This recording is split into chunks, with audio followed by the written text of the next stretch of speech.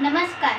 सन्माननीय व्यासपीठावर आदरणीय मान्यवर, वंदनीय गुरुजन वर्ग व येथे जमलेले माझ्या छोट्या मोठ्या बालमित्रांनो, मी कुमारी मृणाली गुरुनाथ कांबळे, इयत्ता 5वीची विद्यार्थिनी.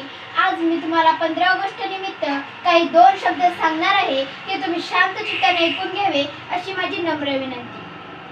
जातीभेदाची भिंत तोडली, अनियतेशी युद्ध लढली. जातीभेदाची भिंत तोडली, अनियतेशी युद्ध लढली. बाबासाहेब तुम्ही होता म्हणूनच ही क्रांती घडली,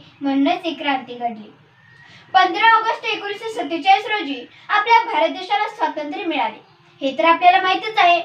पण ते टिकून राहण्यासाठी संविधान सभेची घोषणा केली आणि 28 ऑगस्ट 1947 रोजी डॉक्टर बाबासाहेब आंबेडकर यांच्या अध्यक्षतेखाली घटना समिती स्थापन झाली. त्या समितीमध्ये एकूण 7 सदस्य होते. त्यापैकी एकाने लगेच राजीनामा दिला, एक अमेरिकेत गेला व एक सदस्य मृत्यू पावला.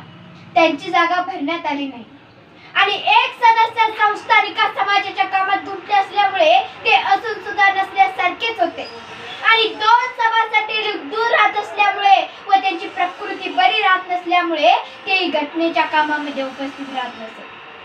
अशा रीतीने शेवटी असे झाले की संपूर्ण भार एकट्या डॉक्टर बाबासाहेब आंबेडकरांवरच पडला आणि ते कार्य त्यांनी आपल्या सफलदानाने, परिश्रमाने, राष्ट्रप्रेरणेने, शारीरिकतेची जगाची चिंता न करता पावाचा अर्धा तुकडा पाण्यात बुडवून खाऊन अर्धवट उपाशी राहून 2 वर्षे 11 महिने 18 दिवसात भारतीय संविधानाची निर्मिती केली आणि त्यामुळेच त्यांचे आयुष्य कमी होऊन 6 डिसेंबर 1956 साली ते महापरिनिर्वाण झाले.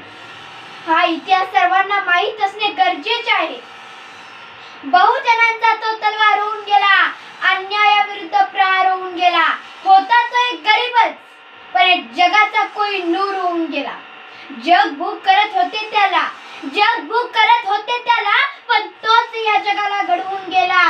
अरे या लोकांना अजून कळत कसं नाही, वर्गाच्या बाहेर बसून सुद्धा तो या भारताचं संविधान लिहून गेला,